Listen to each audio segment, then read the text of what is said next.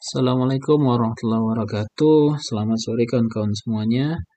Berikut kami sampaikan tutorial pengisian RPS bagi para dosen agar nantinya dapat mengisi sesuai dengan mata kuliah yang diampunya.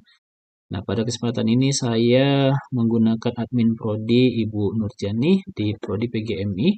Nah, kalau kita lihat di data kelas di kelas kuliah, nah saat ini mereka belum bisa untuk melakukan pengisian RPS.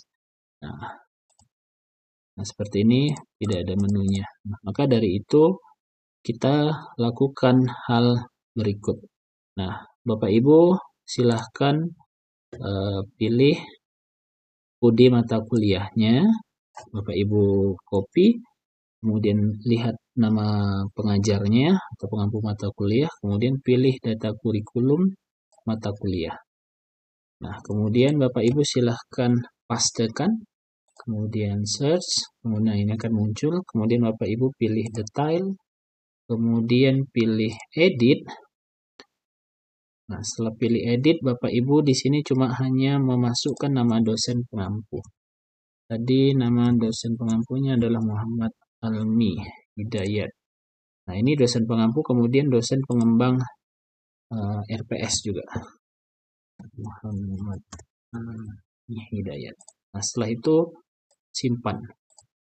Nah, ini akan secara langsung yang bersangkutan bisa mengisi RPS-nya. Nah, saya ulangi lagi. Bapak Ibu silahkan pilih data kelas kuliah. Nah, kemudian silahkan pilih mata kuliahnya. Nah, misal ini saya ambil ini akhlak tasawuf, mata kuliahnya Ibu Dr. Asdiana, kemudian pilih data kurikulum mata kuliah, kemudian kopikan di sini, pastekan, akan muncul akhlak tasawuf, kemudian pilih detail, kemudian pilih edit, kemudian pilih nama dosen pengampu, dosen pengembang KRS, dan simpan. Nah, begitu seterusnya Bapak Ibu.